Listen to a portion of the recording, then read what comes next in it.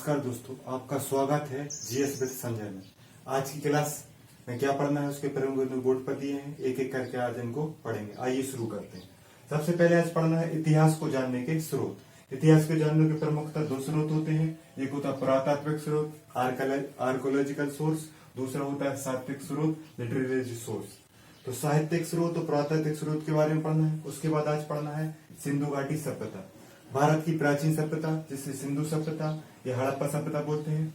इसको सिंधु सभ्यता बोलने का कारण है क्योंकि सिंधु नदी के किनारे इसके प्रमुख शहर बसे हुए हैं। हड़प्पा सभ्यता बोलने का कारण है कि पहला शहर कौन सा खोजा गया, हड़प्पा शहर खोजा गया जो वर्तमान में पाकिस्तान में। इसके बाद सिंधु घाटी सभ्यता का भौगोलिक करना है कि सिंधु घाटी सभ्यता कहाँ कहाँ पर स्थित या विद्यमान थी। सिंधु घाटी सभ्यता के प्रमुख स्थलों के बारे में पढ़ना है कि सिंधु घाटी सभ्यता के प्रमुख कौन कौन से स्थल थे। कुछ प्रमुख स्थलों में जैसे मोहनजोदड़ो, चनबूदड़ो, हड़प्पा, लोथल आदि आते हैं। इसके बाद सिंधु घाटी सभ्यता की विशेषता पढ़ना है कि उस समय का समाज कैसा था, उस समय का व्यापार कैसा था, ये सारी चीजें पढ़ना है। इसके बाद सिंधु घाटी सभ्यता की निरंतरता के तहत अपन वो पढ़ेंगे कि सिंधु घाटी सभ्यता के वो कार्य जो वर्तमान में भी जारी है, जैसे मातृ देवी की पूजा, प्रकृति का पूजन आदि चीजें वर्तमान में भी लागू हैं। इसके बाद हम आज जो पढ़ेंगे उससे संबंधित कुछ प्रश्न उत्तर हल करेंगे। तो आइए सबसे पहले पढ़ते हैं इतिहास जानने के स्रोत। इतिहास जानने के स्रोत कितने प्रकार के होते हैं? दो प्रकार के। पहला होता है पुरातात्विक स्रोत और दूसरा होता है साहित्यिक स्रोत। पहला होता है पुरातात्विक स्रोत, दूसरा है साहित्यिक स्रोत।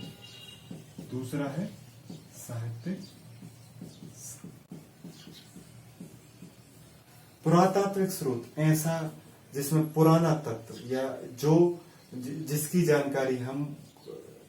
जानकारी पुरातात्विक तरीके से प्राप्त कर सकते हैं तो पुरातात्विक स्रोत कहते हैं। पुरातात्विक स्रोत में सबसे महत्वपूर्ण होता है अभिलेख। सबसे महत्वपूर्ण क्या होता है? अभिलेख। अशोक के अभिलेख पुरातात्विक स्रोत है। पुरातात्विक स्रोतों में सबसे महत्वपूर्ण होती है कि इनकी प्रामाणिकता विश्वसनीय होती है, मतलब पुरातात्विक स्रोत प्रामाणिक होते हैं। साहित्यिक स्रोतों में क्या होता है कि इसमें प्रामाणिकता नहीं होती है। ये कभी कभी मतलब कि पहले से विद्वान विचारों या किसी धर्म के तरफ मुड़े हो सकते हैं। इनकी विश्वसनीयता कम होती है, इनकी विश्वसनीयता अधिक होती है। अतः पुरातात्विक स्रोत ज्यादा प्रामाणिक माने जाते हैं। अब अभिलेख होते हैं, स्मारक होते हैं, स्मारक, भवन, सिक्के। पुरातात्विक स्रोतों के में अशोक के अभिलेख, स्मारक जैसे ताजमहल, लाल किला, भवन, लाल किला आदि, ये सब पुरातात्विक। सिक्के, जैसे सिक्कों से आपको बहुत सारी जानकारी मिल सकती है उस समय के समाज की। जैसे समुद्रगुप्त के सिक्के में उसको बीड़ा बजाते हुए दिखाया गया तो उससे जानकारी मिलती है कि उस समय संगीत प्रेमी था, समुद्रगुप्त संगीत को पसंद करता था। साथ ही साथ ये दिखाया जाता है कि उस समय भारत में वाद्य यंत्र के रूप में बीड़ा था। इसके बाद साहित्यिक स्रोतों की बात करें तो साहित्यिक स्रोत दो प्रकार के होते हैं। एक होता है धार्मिक साहित्य, और दूसरा होता है अधार्मिक नहीं, दूसरा होता है धर्मनिरपेक्ष साहित्य। दूसरा कौन सा होता है?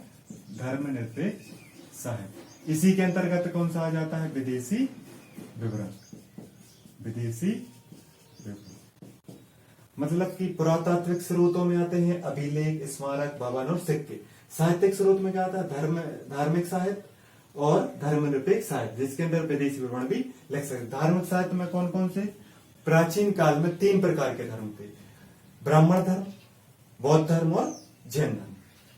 तो ब्राह्मण साहित्य के अंतर्गत, ब्राह्मण धर्म के साहित्य के अंतर्गत वेद, पुराण आदि प्रमुख है। जैन धर्म में क्या है? भगवती सूत्र। और बौद्ध धर्म के अंतर्गत सुत्त पिटक। मतलब कि जब आप इतिहास को जानने के लिए धार्मिक स्रोतों का प्रयोग करते हैं तो उसमें साहित्यिक स्रोतों का प्रयोग करते हैं, उसमें धार्मिक स्रोत आता है और एक धर्मनिरपेक्ष स्रोत आता है। तो धार्मिक स्रोत के अंदर 3 धर्म थे, ब्राह्मण धर्म, जैन धर्म और बौद्ध धर्म।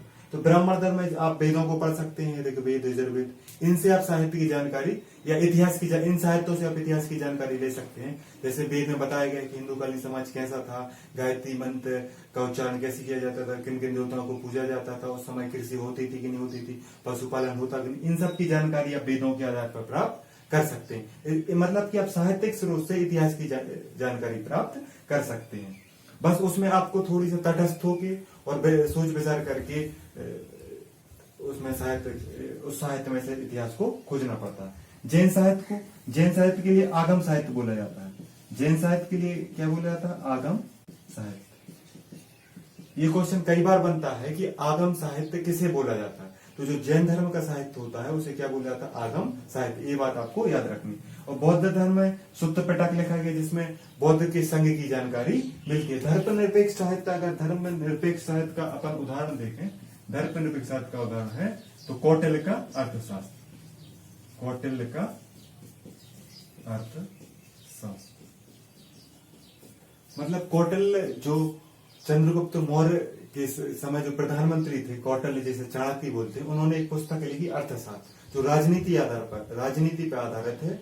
चंद्रगुप्त मौर्य के बारे में, मौर्य वंश के बारे में और राजनीतिक क्षेत्र की जानकारी आपको उससे प्राप्त हो सकती है। एक साहित्यिक स्रोत है, लेकिन आप उससे किस चीज की जानकारी प्राप्त कर सकते हैं? इतिहास की। अतः इतिहास को जानने के 2 प्रकार के स्रोत हैं, आपने देख लिया।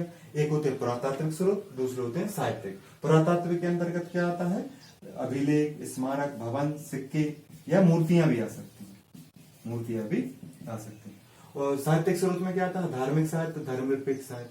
तो धार्मिक में ब्राह्मण धर्म जिसमें वेद और पुराण, जैन धर्म जिसमें भगवती सूत्र, बौद्ध धर्म जिसमें सुत्त पिटक। आपके लिए बता दें कि हजारों किताब है, साहित्यिक स्रोत की हजारों किताब है। बस आपको उसमें से ऐतिहासिक चीजें निकालने के लिए उसकी प्रामाणिकता और धर्मनिष्ठ, धर्म से तटस्थ होकर अपने सोच विचार, अपने विचारों को स्थिर करके आप उससे इतिहास की जानकारी प्राप्त कर सकते हैं। सिंधु घाटी सभ्यता के बारे में साहित्यिक स्रोतों को जानने के बाद अपन को देखना है सिंधु घाटी सभ्यता। तो जैसा कि अपन ने कल पढ़ा था कि प्राचीन इतिहास को कितने भागों में बांटेगा? 3। सबसे पहले प्रागैतिहासिक काल, फिर आद्य ऐतिहासिक काल। प्रागैतिहासिक काल अपन कल समझ चुके हैं। अब आद्य ऐतिहासिक काल के अंतर्गत 2 चीजें आती है, एक सिंधु घाटी सभ्यता और एक वैदिक सभ्यता। तो सबसे पहले अपन कैसे पढ़ेंगे? सिंधु घाटी सभ्यता को। सिंधु घाटी सभ्यता को 1920 में खोजा गया। इसके द्वारा, इसके नेतृत्व में जॉन मार्शल। आपकी जानकारी के लिए बता दें, 1920 का समय ब्रिटिशकालीन भारत था। उस समय भारत पर कौन राज कर रहे थे? अंग्रेज। तो अंग्रेजों को एक अधिकारी था जिसका नाम था जॉन मार्शल। उन्होंने पाकिस्तान वाले, वर्तमान में पाकिस्तान वाले क्षेत्र, पहले वो भारत का हिस्सा था लेकिन वर्तमान में पाकिस्तान वाले क्षेत्र में 1920 में रेलवे से संबंधित खुदाई के दौरान उन्हें कुछ घर बने मिले, कुछ भवन मकान बने मिले, जिसकी उन्होंने और खुदाई की, जिसके बाद उन्हें एक सभ्यता का पता चला। जॉन मार्शल के नेतृत्व में 1920 में सबसे पहले जिस स्थल को खोजा गया उसका नाम क्या था? हड़प्पा। उसका नाम क्या था? हड़प्पा। वर्तमान में इसकी स्थिति कहाँ पे है? पाकिस्तान में। तो सिंधु घाटी सभ्यता इसलिए सिंधु घाटी सभ्यता का नाम सिंधु घाटी क्यों पड़ा? सिंधु घाटी सभ्यता क्यों पड़ा? क्योंकि इसके जो प्रमुख शहर है वो किस नदी किनारे हैं? सिंधु नदी किनारे। और उसका हड़प्पा सभ्यता नाम क्यों पड़ा? क्योंकि सबसे पहले जॉन मार्शल के नेतृत्व में 1920 में कौन सा शहर खोजा गया? सर्वप्रथम खोजा हड़प्पा सभ्यता पड़ गया नाम, क्योंकि सबसे पहले स्थल कौन सा खोजा गया था? हड़प्पा। इसलिए उसका नाम हड़प्पा सभ्यता पड़ गया। हड़प्पा में जिस धातु सबसे अधिक धातु पाई जाती थी वो कौन सी थी? कांस्य या कांसा। हड़प्पा सभ्यता के लोगों ने जिस धातु का सर्वाधिक प्रयोग किया वो कौन सी धातु थी? कांस्य। तो किससे मिलकर बनती है? तांबा प्लस टिन से। इसीलिए सिंधु घाटी सभ्यता को कांस्य युगीन सभ्यता भी बोलते हैं। क्या बोलते हैं? कांस्य युगीन सभ्यता भी बोला जाता है। तो इसके कितने नाम हुए? 3। पहला सिंधु घाटी सभ्यता, दूसरा हड़प्पा सभ्यता, तीसरा कांस्य युगीन सभ्यता। और बाद में जब ये अपने विकसित रूप में पहुंच गई, चरम स्तर पर पहुंच गई, सबसे अच्छे स्तर पहुंच गई, तब ये नगरीकृत हो गई। इसलिए इसे नगरीकृत सभ्यता भी बोला जाता। अतः सिंधु घाटी सभ्यता के, हड़प्पा सभ्यता के कई नाम है। सिंधु घाटी सभ्यता, हड़प्पा सभ्यता, नगरीकृत सभ्यता और कांस्ययुगीन सभ्यता। कई बार क्वेश्चन बनता है कि सिंधु घाटी सभ्यता के लोगों ने किस धातु का सर्वाधिक प्रयोग किया, तो कांसे का। आपकी जानकारी के लिए बता दें कि सिंधु घाटी की सभ्यता के, सिंधु सभ्यता के लोग, सिंधु घाटी की सभ्यता के, सिंधु सभ्यता के लोगों को लोहे की जानकारी नहीं थी। किस धातु की जानकारी नहीं थी? लोहे की। इसलिए आपको याद रखना कि सिंधु सभ्यता के लोग लोहे से परिचित नहीं थे, लेकिन सबसे ज्यादा प्रयोग किसका कर रहे थे? वो कांस का या कांसे का, जो किससे मिलकर बनता है? तावा प्लस पेंसिल। ये क्वेश्चन कई बार पूछा गया, ये चीज आपको याद रखना है। इसके अब अपन को देखना है कि सिंधु घाटी सभ्यता का भौगोलिक स्तर कहाँ था। मतलब वर्तमान के आधार पर हम देखेंगे सिंधु घाटी सभ्यता जो अभी तक खोजा गया है उसकी भौगोलिक स्थिति कहाँ थी, उसके नगर कहाँ कहाँ स्थित थे। तो आपके लिए बता दो, सबसे पहले उत्तर, ये पूरब, ये दक्षिण और ये पश्चिम। जैसे भारत के में सबसे ऊपर क्या होता है? उत्तर, फिर पूर्व, दक्षिण, सबसे नीचे दक्षिण, और पाकिस्तान की तरफ क्या होता है? पश्चिम। भारत के पश्चिम में कौन सा है? पाकिस्तान। तो आपके लिए याद रखना है कि सिंधु घाटी सभ्यता का जो उत्तरी छोर था, जो अभी तक खोजा गया है, ये निश्चित नहीं है लेकिन जो अभी तक खोजा गया है उसमें सब उत्तरी शहर, उसका नाम क्या है? मांडा। सिंधु घाटी स्थल का नाम क्या है? मांडा। वर्तमान में वो किस राज्य में स्थित है? जम्मू कश्मीर में। जम्मू कश्मीर। आपसे पूछा जाए कि सिंधु घाटी सभ्यता का उत्तरी छोर कौन सा है, उत्तरी स्थल कौन सा था, तो वो कौन सा था? मांडा। सिंधु घाटी स्थल का ही नाम क्या है? सिंधु घाटी स्थल का ही नाम क्या है? मांडा। इसी प्रकार जो पूरब में था, वो उसका पूरब में सिंधु स्थल कौन सा था? आलमगीरपुर, जो वर्तमान में कहां पे है? यूपी में। पूर्वी छोर कौन सा था सिंधु घाटी सभ्यता का? आलमगीरपुर, जो वर्तमान में कहां स्थित है? उत्तर प्रदेश में। दक्षिणी छोर का नाम, दक्षिणी छोर पे कौन सा स्थल स्थित था? वो देमाबाद, वो कहां पे है? महाराष्ट्र में। और पश्चिम में कौन? सुतकांगो डोर, जो कहां पे है? वर्तमान में पाकिस्तान में। तो सिंधु घाटी सभ्यता उत्तर में मांडा, पूर्व में आलमगीरपुर, दक्षिण में देमाबाद और पश्चिम में सुतकांगो डोर। और आपके लिए बता दें कि सिंधु घाटी सभ्यता का विस्तार वर्तमान के भारत, पाकिस्तान और अफगानिस्तान, 3 देशों में था। और इसका आकार कैसा था? कई बार पूछ लेते हैं कि सिंधु घाटी सभ्यता का आकार कैसा था? त्रिभुजाकार। कैसे आकार का था? त्रिभुजाकार आकार की थी। एक महत्वपूर्ण क्वेश्चन यहाँ पे बनता है कि आपने भारत के भौगोलिक या भारत का मैप देखा होगा, तो भारत के मैप से अपन तुलना करके सिंधु घाटी सभ्यता की बात करें, जो मतलब कि भूगोल पर आधारित है, तो सिंधु घाटी सभ्यता का विस्तार उत्तर से दक्षिण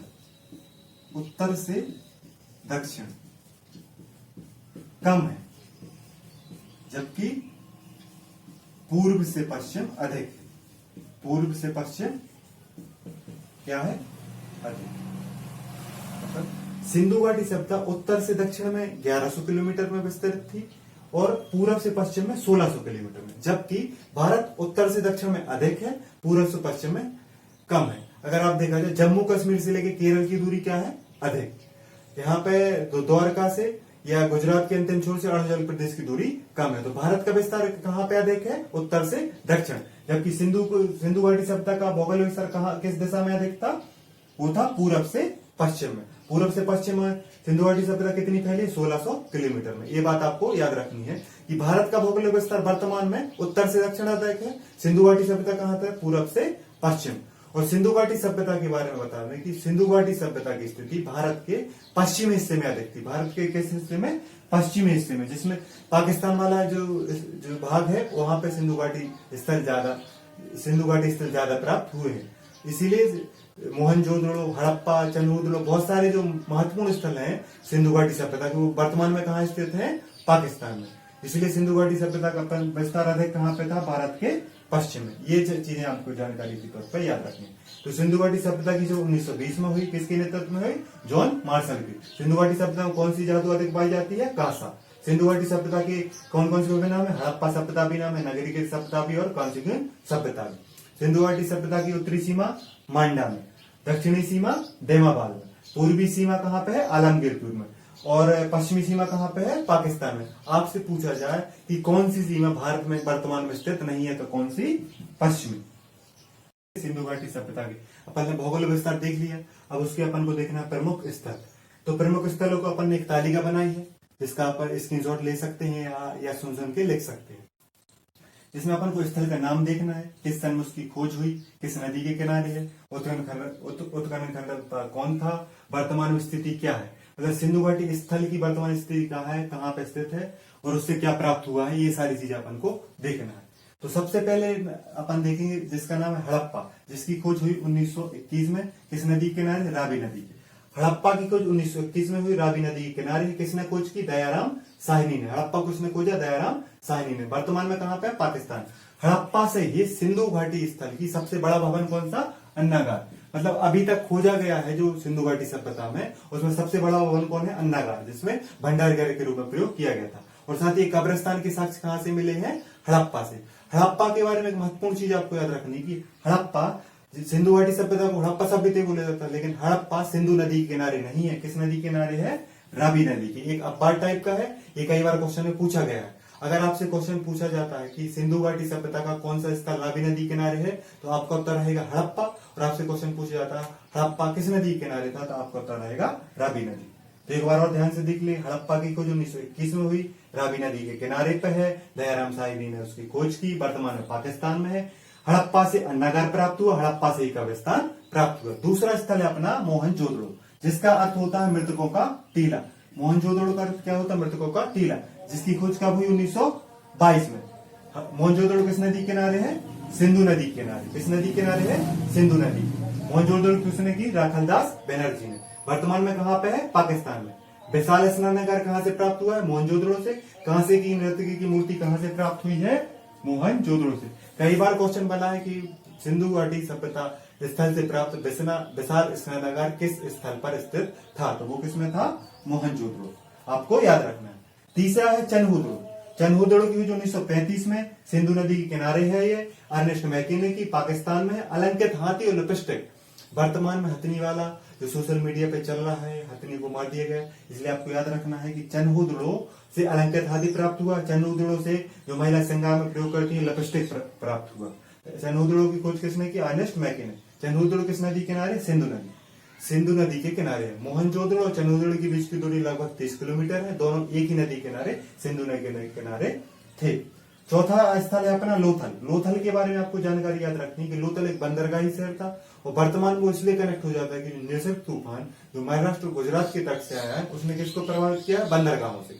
और गुजरात के ही तट पर स्थित क्या है, सिंधु घाटी स्थल लोथल। तो लोथल की खोज 1955 में जो भोगवा नदी किनारे है, किसके द्वारा की गई, एसआर राव के द्वारा की गई। वर्तमान में लोथल की स्थिति कहां पे, गुजरात में।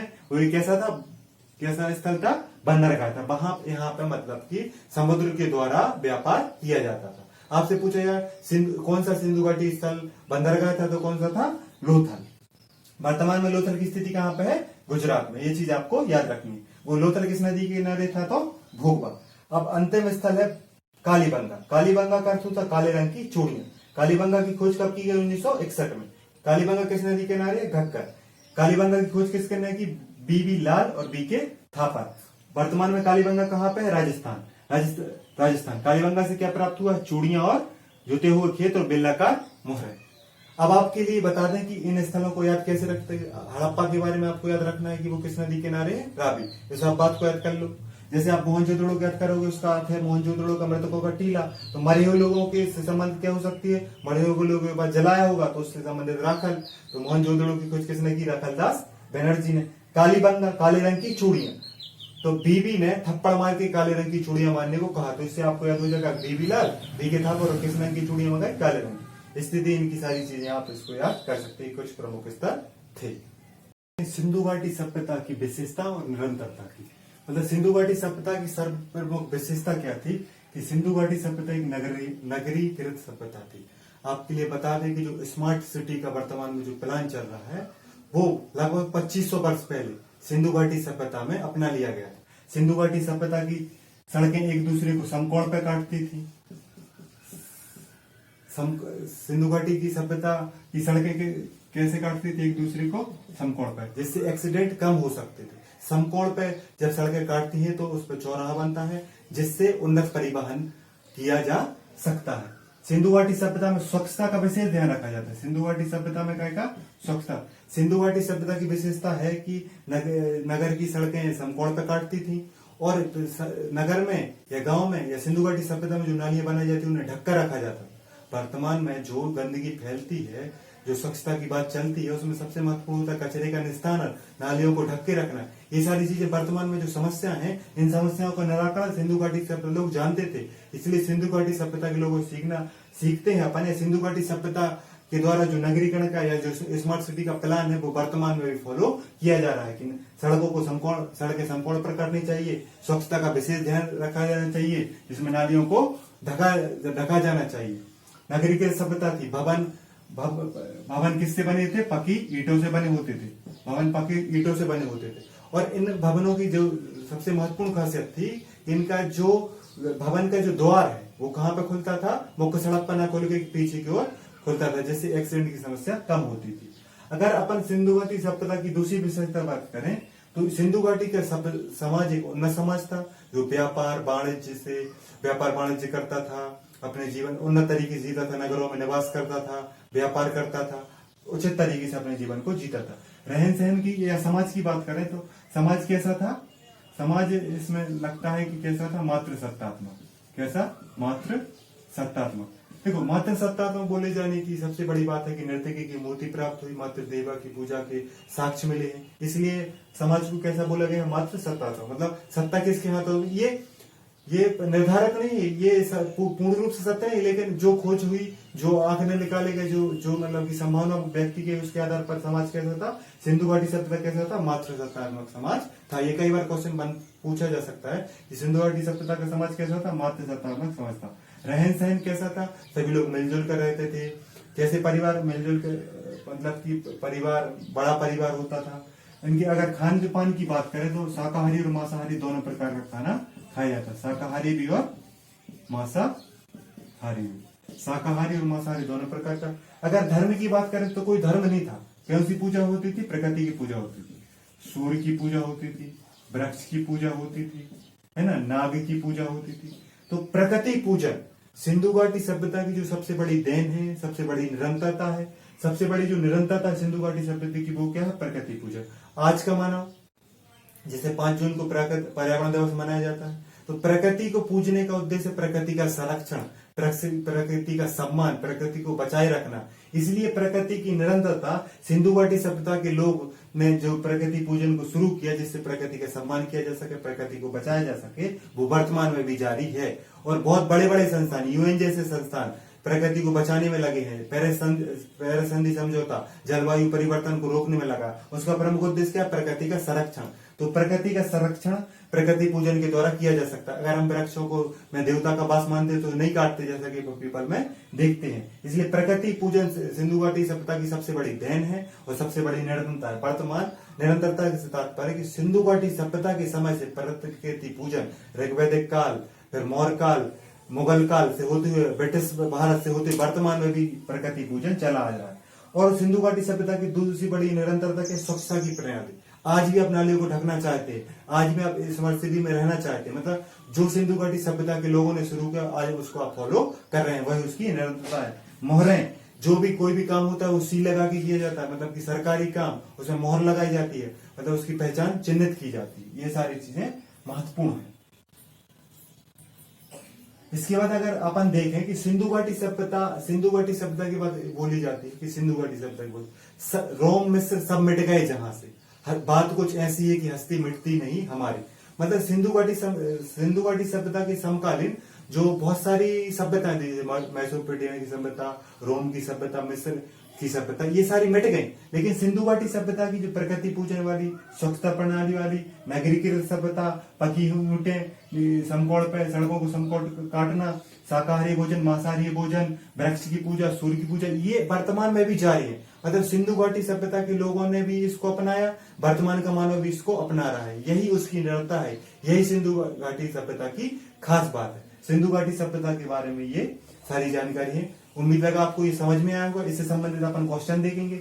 आपको इस सिंधु घाटी सभ्यता के बारे में याद रखना है कि तुलनात्मक रूप में सिंधु घाटी सभ्यता के लोग वर्तमान से ज्यादा व्यस्त थे, क्योंकि उनकी प्रणाली पहले से जल संरक्षण की प्रणाली मौजूद थी, स्वच्छता की प्रणाली मौजूद थी, सड़कों परिवहन की प्रणाली मौजूद थी, नगरों को व्यवस्थित तरीके से बसाया गया था, समाज मिलजुल कर रहता था। ये सारी चीजें सिंधु घाटी सभ्यता को प्रमुख बनाती हैं। इसीलिए उसकी खोज में लोग इंटरेस्ट लेते हैं और इसीलिए सिंधु घाटी सभ्यता के बारे में इतना ज्यादा। अभी सिंधु घाटी सभ्यता की लिपि नहीं पढ़ी है, उससे और भी जानकारी सामने आएंगी। वैज्ञानिक प्रणाली सारी जानकारी सिंधु घाटी सभ्यता की लिपि पढ़ने के बाद आपको प्राप्त होगी। अगर हम सिंधु घाटी सभ्यता के पतन के कारण की बात करें तो सिंधु घाटी सभ्यता जो 2500 बीसी से लेकर 1700 बीसी तक अपने विकसित रूप में रही, इसका पतन कैसे हो गया? इसके दो प्रमुख कारण माने जाते हैं। एक बाढ़, जिसको किसने बताया? जॉन मार्शल और अर्नेस्ट मैके ने। मतलब खोजों के आधार पर, अपनी रिसर्च के आधार पर इन्होंने माना कि सिंधु घाटी सभ्यता का पतन क्यों हुआ, वो बाढ़ के कारण। किसने बताया? जॉन मार्शल और अर्नेस्ट मैके ने। आयरन मेटल की खोज किसकी? अर्नेस्ट मैके ने। किस स्थल की खोज की थी? चंद्रमुद्र की। आपको याद रखना है। जलवायु परिवर्तन किसने माना है कि सिंधु घाटी सभ्यता के पतन का कारण था? अमलानंद घोष ने। आपके लिए बता दें कि सिंधु घाटी सभ्यता के पतन का मतलब ये है, जो नगरीय सभ्यता विकसित अवस्था में थी वो किस चरण में प्रवेश कर गई? पुनः बाढ़ और जलवायु परिवर्तन पुनः ग्रामीण क्षेत्र प्रवेश कर गए। ऐसा नहीं कि सारे लोग नष्ट हो गए, इस बात को आप याद रखना है। तो सिंधु घाटी सभ्यता का सामान्य रूप से जो पतन का कारण माना जाता है वो कौन सा माना जाता है? बाढ़। लेकिन उसमें जलवायु परिवर्तन का भी हिस्सा शामिल। आइए देखते हैं कुछ प्रश्नोत्तर कि सिंधु घाटी सभ्यता में अन्नागार किस स्थल से प्राप्त हुआ। जैसा कि अपन ने पढ़ा है, तो आपको बताना है कि सिंधु घाटी सभ्यता में अन्नागार किस स्थल से प्राप्त हुआ। आपके ऑप्शन है मोहनजोदड़ो, हड़प्पा और लोथल। तो अन्नागार कहां से प्राप्त हुआ है? अन्नागार कहां से प्राप्त हुआ है? हड़प्पा से। मैंने आपको बताया था कि अन्नागार सिंधु घाटी सभ्यता का सबसे बड़ा भवन है, जो कहां से प्राप्त हुआ है? हड़प्पा से। दूसरा है बंदरगाह स्थल लोथल, वर्तमान में किस राज्य में स्थित है? राजस्थान, गुजरात या हरियाणा। जैसा कि मैंने आपको बताया है कि लोथल एक बंदरगाह था, जो वर्तमान में कहां स्थित है? गुजरात। आपको याद रखना है कि गुजरात से और महाराष्ट्र से एक निसर्ग तूफान या चक्रवात टकराया है, इसलिए करंट में ये क्वेश्चन आपसे लोथल के बारे में पूछा जा सकता है, इसलिए आपको याद रखना है। अंतिम क्वेश्चन है, हड़प्पा किस नदी के किनारे स्थित है? हड़प्पा किस नदी के किनारे स्थित है? सिंधु, भोगवा और रावी। इसका उत्तर आपको कमेंट बॉक्स में देना है। उम्मीद करता हूं आपको आज का पढ़ा हुआ चीज अच्छी लगी होगी। इसी आप पढ़ते रहिए और उम्मीद करता हूं कि आप मेरे चैनल को सब्सक्राइब करेंगे, शेयर करेंगे और लाइक करेंगे। नमस्कार। घर पर रहिए, सुरक्षित रहिए और कोरोना से बचते हुए पढ़ाई को जारी रखिए।